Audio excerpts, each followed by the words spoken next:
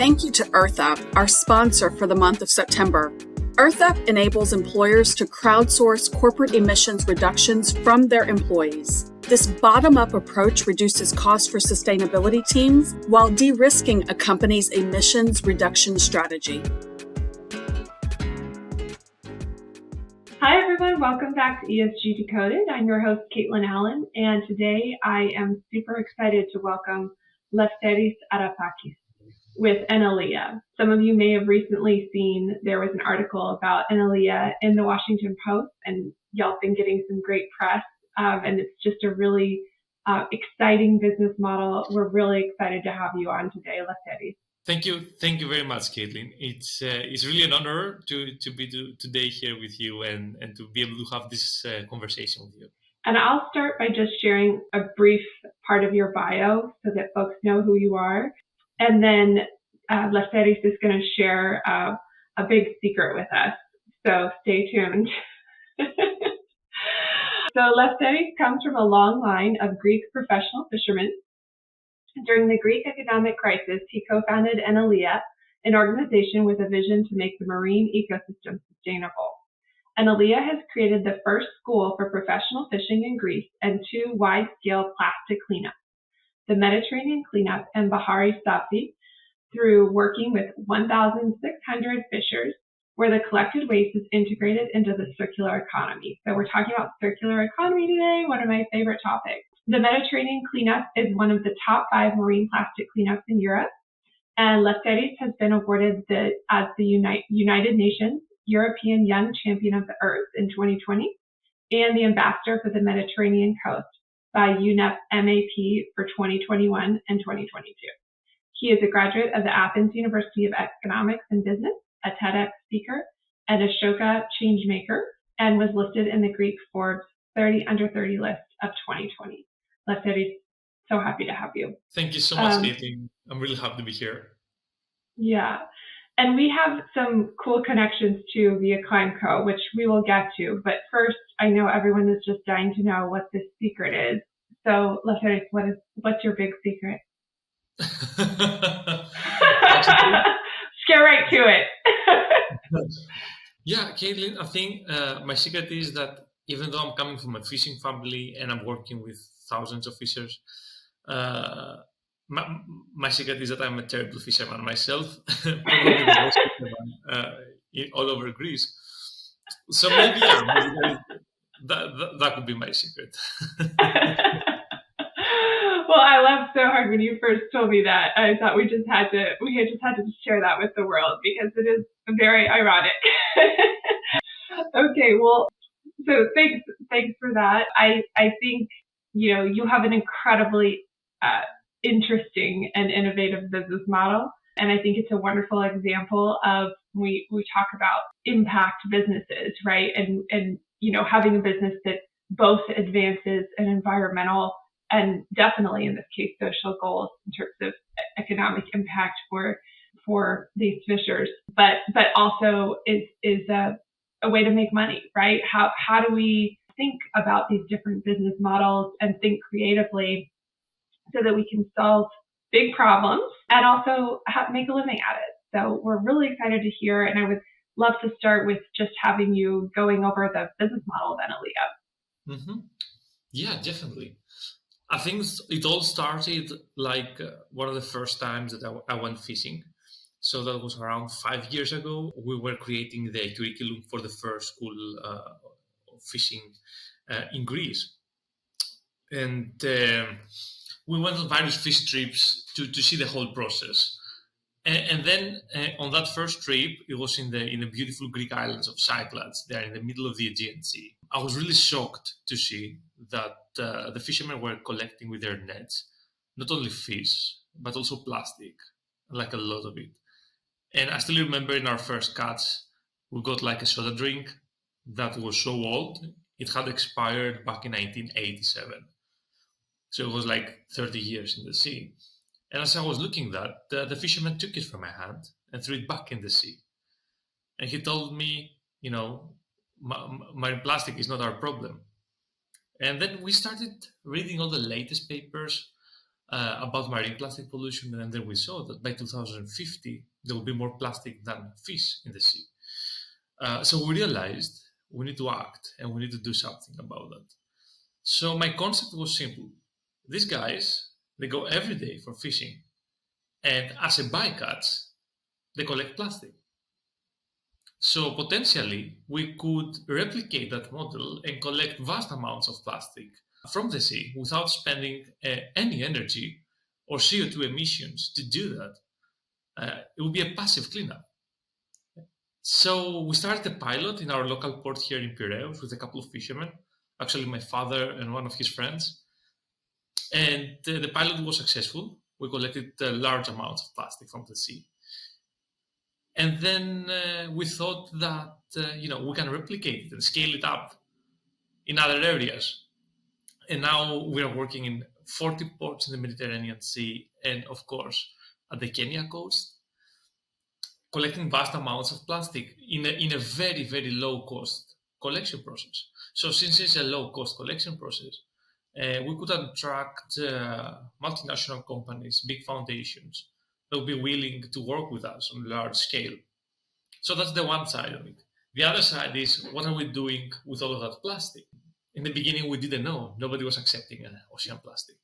But gradually, we created partnerships with certified recycling companies in each country. And then the collected plastic would get sorted.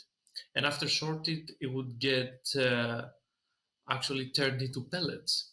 So currently, more than 70% of the plastic that we are collecting is integrated into the circular economy and is turned into shoes, jackets, backpacks, swimming pants, furniture, skateboards. So with that concept and that model, we're able to turn ocean plastic from something that it's a waste to something that it's a resource, so that people can go and get it. So we kind of turn plastic into a kind of fish because now it has value. And our goal is to overfish for ocean plastic. No, I think it's just such an interesting example of I mean, this was your words from when we first met, right? Reshaping an economic model to create win-win partnerships for society and nature and business. Yeah. Right? But it seems so revolutionary, but it's also so simple, right? It's just thinking creatively about a problem and who those stakeholders are, who you can bring together to create a new opportunity. Kaitlyn, you're absolutely right. Like, our concept was not to make just a one-off initiative or create a win-lose relationship. When we were creating our business model, we wanted to make something that has a long-term positive impact. And to make that happen, we needed to create value for the human societies. We need to create value for the environment as well. And through that activity, the fishers are collecting plastic. They are getting an extra revenue from that. And at the same time, they are cleaning our seas and oceans from plastic. So it's a win-win relationship that can have a long-term impact. And I think that's a different approach from a traditional NGO initiative, because on that activity, sometimes I feel that they are either too much focused on the human element or too much focused on the environmental element, and they don't try to find that connection that they can create value actually for all the stakeholders involved. There's also some recent news that just came out yesterday, September 15th, 2022, about a partnership between Enaleia and ClimeCo. I was wondering if we could chat about that for a moment too and let folks know what we're up to. Yes, we are so excited to partner with ClimeCo and with Quality Recycling Center in Kenya, because through that partnership, we are able to set up and launch one of the biggest ocean plastic cleanups in Africa. We're able to work with hundreds of local fishers and coastal community members and motivate them to collect plastic from the ocean, and then through our collaboration with the Quality Recycling Center, turn that plastic into flakes in new products. So for us, it's really exciting because it's a manifestation of a win-win business model. that is creating value for the companies involved, but also for nature. And that model, actually, our work in Kenya is certified by the Vera standard. So through that certification, we are also able to generate plastic credits. So one plastic credit, let's say, if I speak very simply, is like a receipt that you collected 1 ton of ocean or ocean-bound plastic in an ethical way. So through ClimeCo and our collaboration, we'll be able to generate hundreds of plastic credits in the next months, financing the operations, creating jobs in the local communities, and creating a proof of concept that through this kind of partnerships, we can actually fight ocean plastic pollution, because this model can be replicated all over the world. Yeah, I think it's. I wanted to just call out a few names that people might not be familiar with. So Vera is one of the registries that is sort of an arbiter of what becomes a credit and what does not become a credit. And Vera has a plastic collection methodology that ClimeCo was actually the first group to issue plastic credits under that methodology last year.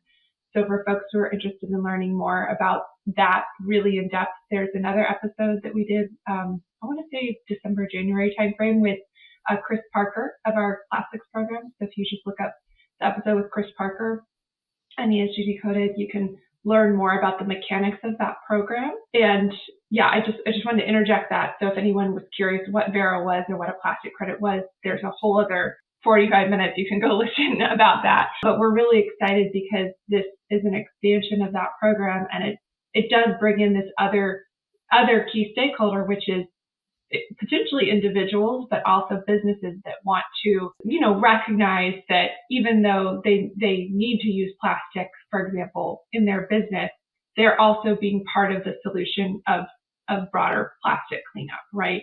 So, it's a little bit different from a carbon offset in that it's not exactly one-to-one. It's not the atmosphere we're talking about, right? It's physical plastic. But I think for a lot of companies that want to make an impact in terms of the plastic pollution problem, purchasing plastic credits is a way to essentially have a verifiable, like you said, ethical way to know that you as a company have contributed to the cleanup of ocean plastic and ocean-bound plastic. So I just wanted to interject that for folks that might be wondering a little bit more about that program. But let's go back to the project in Kenya. So those pellets are remade into lots of different products, you said. So are they resold then as feedstock, essentially? Yeah. So in general, both in the Mediterranean and in Kenya, we try to make sure that the plastic that we collect is integrated into the circular economy. So in the Mediterranean, most of the plastic is turned into pellets. In Kenya, the majority of the plastic is turned into flakes. Some of those can be turned into pellets. So we have different actual products out of every region. So in Kenya, a big part of the collected plastic is turned actually into building materials, and that materials are used locally to create sustainable and affordable housing for the local communities. So that's the main use of the plastic we collect in Kenya. A percentage of that, though, is being exported in third countries like in Canada for various uses in the industry. The plastic that we collect from the Mediterranean is then turned into products such as jackets and t-shirts and skateboards and furniture. So we mainly work with fashion companies in the Mediterranean, while in Kenya we try to have a more hands-on approach with the collected plastic. That's super interesting. So, you've got this really amazing business model, you're scaling now. What still needs to be done to solve this problem more broadly or for your business? Yeah, that's an excellent question. Cleaning up plastic, even in vast quantities, is not actually solving the problem. Is treating the symptom of it. And it's like now all of us, it's like we are in a boat, and the boat has, has a hole, and there's water leaking in the boat. So that's the plastic. And we're about to sink. So what we're actually doing in Enaleia is we have a bucket and we put that water out. So it does buy us some time, but it's not solving the problem. We need to stop water from entering the boat. We need to prevent plastic from entering nature at the first place. So in order to do that, I strongly suggest that we should reduce the plastic that we produce. We should reduce the plastic that we use. And we should make sure that all the plastic that is being made is not part of a linear economy, but a circular economy. We need to make sure that this plastic can be actually recycled or reused as many times as needed. So this is why in Enaleia, we also work a lot in policy and advocacy campaigns.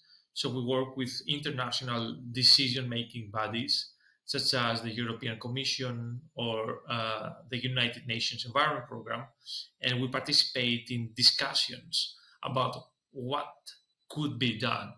And we also provide data about the plastic we find in our oceans. For example, we don't find plastic straws in the sea. It's like 0.00001% of the waste, but we find a lot of fishing nets. It's close to 20% of the total ocean plastic pollution, confirmed both in the Mediterranean and in Kenya. So we need to do something about that. And again, in our work regarding the fishing nets, we work now with the fishing communities to prevent these nets from entering the sea and make sure that these nets are recycled properly. Yeah, no, I think that's fascinating. And even it makes me think about something Chris Parker said, the episode I mentioned earlier. And he said, I hope we don't need plastic credits in 10 years. I hope there's no plastic going into the ocean so that this program becomes irrelevant.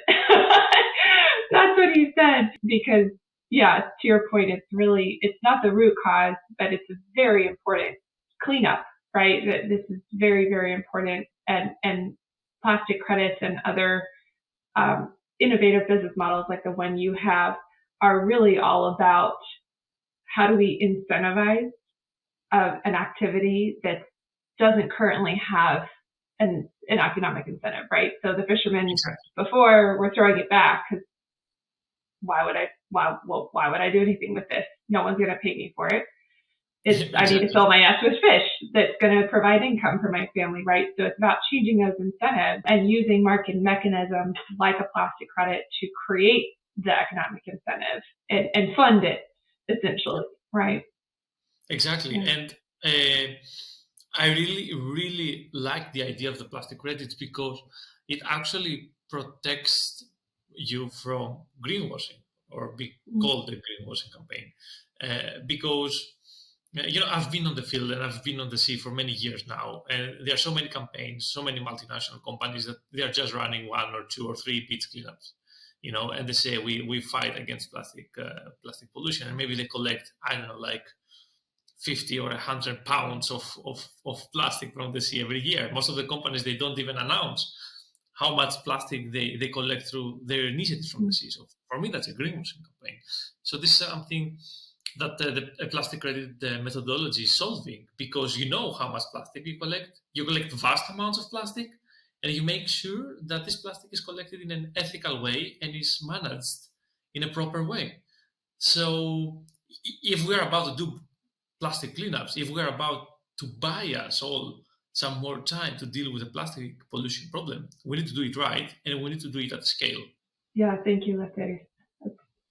Very insightful, and I know that that's exactly the goal, right, of going through a verifier like Vera, is that there are very stringent methodologies and criteria. There's also these interesting co-benefits. So I was thinking maybe we talk for a moment about, you mentioned doing it ethically.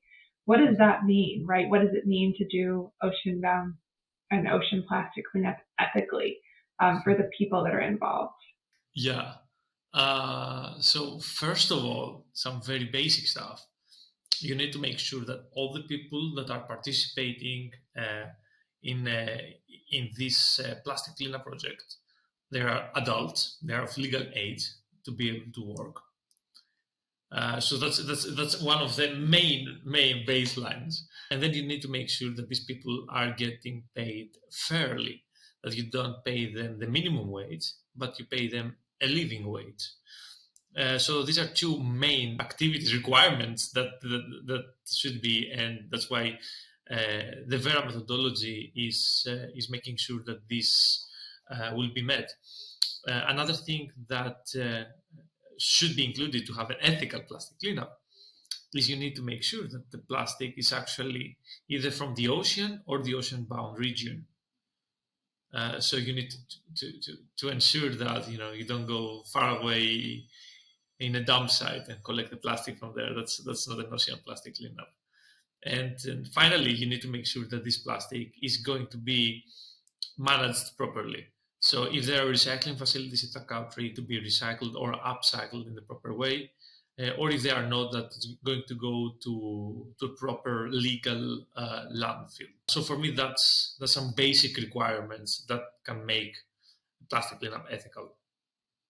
I think it's so interesting, and for our corporate clients that are listening, for corporate partners that are listening, this is a relatively small lift in a way if you want to just get on board, and you can look at purchasing plastic credits that are verified. But also there's some interesting other practices that are emerging around this that I just want to mention, and one is plastic footprinting.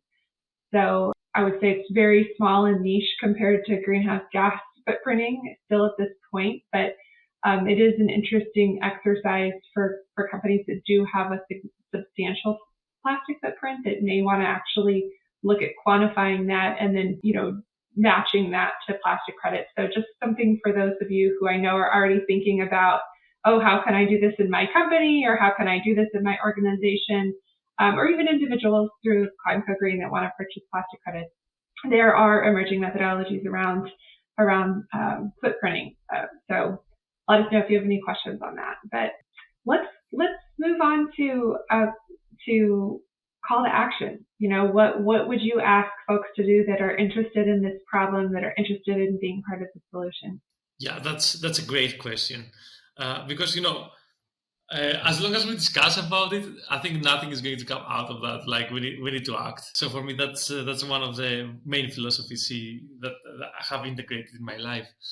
So for the companies listening to us, I think one of the first activities they should do is research about marine plastic pollution, read all the latest papers, all the latest advancements, all the science regarding that topic.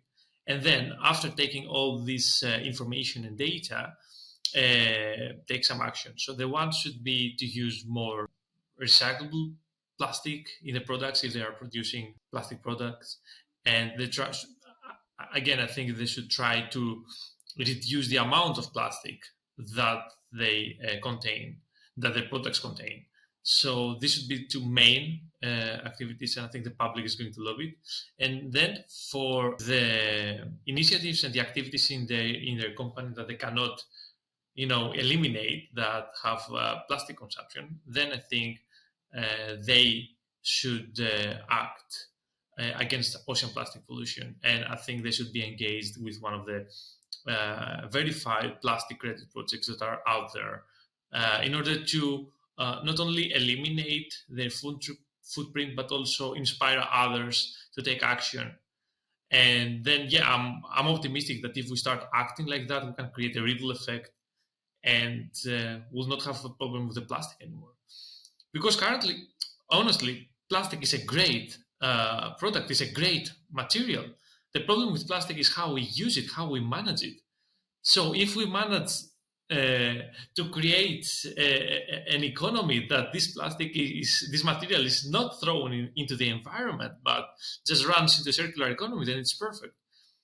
So I think this should be the vision for these companies that are using or producing plastic products right now. I think that's super helpful plan, Lefteris. And I think it just fits really well into our, philosophy at ESG Decoded is, we're not here to say anything is really, you're bad, plastic's bad, oil is bad, tobacco is bad, whatever. We're not here to say that. We're here to say, okay, how do we make this better, right? There's obviously externalities. There's obviously big, serious problems that we're facing collectively. How do we innovate to solve them, right? And I just wanted to reiterate what you just said. Like, plastics are incredible products. We need them in our emergency rooms and hospitals. And, there's some, in industry, there's some very important uses for these products. And to your point, this is about how we rethink how we use them, and as a very high value resource, right? How do we make sure that it doesn't end up as waste, and move to a circular model versus a make, waste, dispose type model? So really aligns super well with what we try to bring to the conversation on ESG Decoded, which is unfortunately missing a lot from the mainstream. So thank you for that. I think, we've heard so much about Enaleia, about the ClimeCo partnership, about plastic credits. Is there anything else you want to share? I'll just open it up for folks to think about going forward. Well, maybe I could say, like to the people listening to this podcast, that if we in Enaleia, that we are, a group of young people, coming from fishing families or local families. So if we can inspire and motivate thousands of fishers to start collecting plastic from the ocean, something that they have never considered in the past, then I think each and every one of you can initiate action against the climate crisis. Either you are doctors or consultants or working in a business, you can have the impact you want in the planet. So my advice is start now, act local, and then the impact is going to be huge. Beautiful way to end. Thank you so much. So happy to have had you on. Really, thank you for taking the time, Lefteris. Thank you so much. Really appreciate it. Thank you so much. Thanks again to our sponsor, EarthUp, whose mission is to make sustainability a part of everyone's job so companies can meet their emissions goals. Visit them at earthup.eco.